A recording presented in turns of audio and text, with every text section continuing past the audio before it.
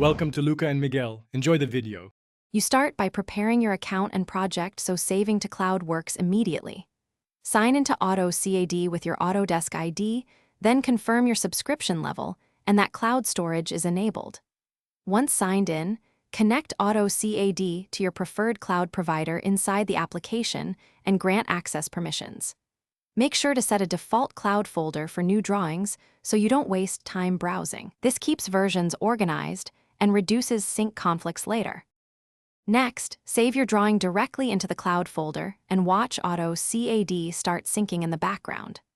Once done, use the built-in version history to tag milestones and compare earlier revisions.